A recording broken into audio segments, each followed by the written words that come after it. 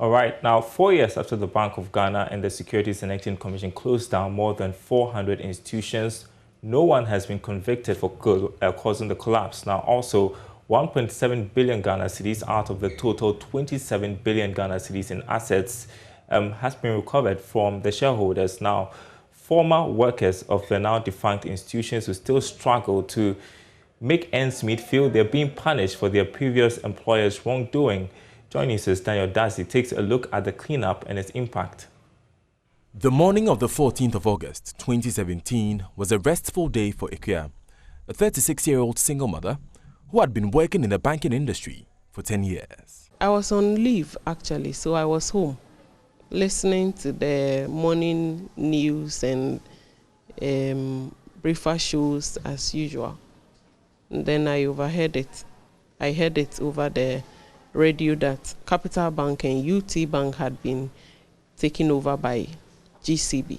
And some selected assets of UT Bank and Capital Bank.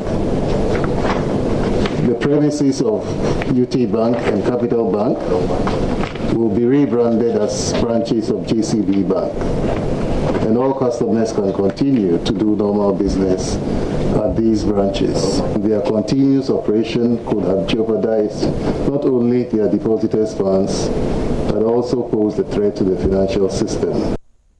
The announcement triggered a series of events which changed her reality and that of her 6-year-old daughter permanently. We went to the office in the morning and we were handed over our letters. So I went to the Uber office. It was some way, because I met all men in queue. You know, because I'm a woman, I'm unable to do the peak hours. What I get from doing Uber is daily upkeep. Food, utilities for just myself and my daughter.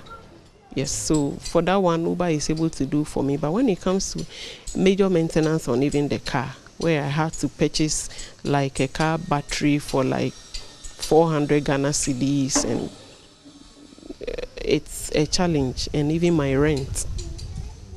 Ikea is one of the over 5,000 workers in 7 banks who lost their jobs as a result of the financial sector cleanup. Eventually, over 400 financial institutions closed their doors over the next 3 years, leaving many lives and livelihoods in peril. Another face behind these numbers is Jemima Mensah, who recently started a catering business. And it's still not easy because this money in this shop is not for spending. It's for turning around. We turn things around here. So you don't get any money from it to solve your problems. So things are still hard. But since we have this, and it means there is still hope to do something. So now the washing I've stopped. I've graduated from washing to catering.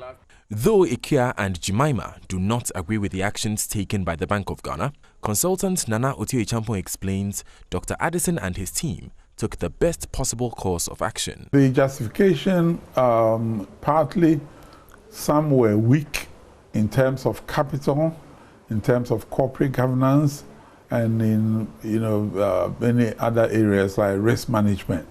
So allowing them to stay on was one option, but not the preferred option, because sometimes a system will be so broken that your only alternative is to get rid of it and start afresh.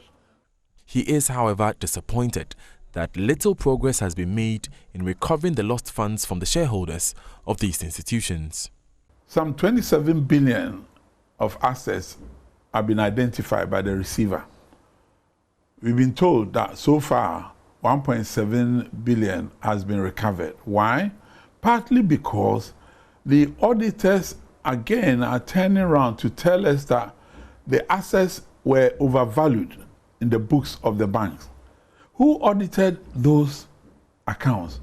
It was the same auditors that audited. Now you've been asked to recoup and you are saying that the assets have been overvalued, so you are writing them down.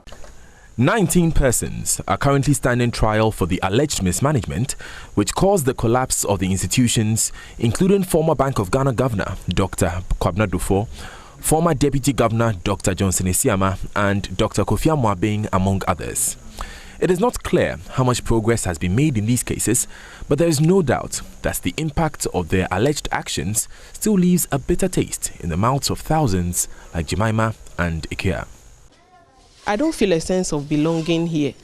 I feel like some people are more Ghanaian than others. Some people can just do whatever they like and get away with it. And it's like like they can just mismanage everything and they are spared. And the person that the mismanagement affects most is rather punished. I have a blind father at home who is sick. So how do I take care of that man and my kids? When it comes to these things, I get so emotional that I don't know. I don't know, but... For Total Recall, Daniel Daze, Joy News, Accra.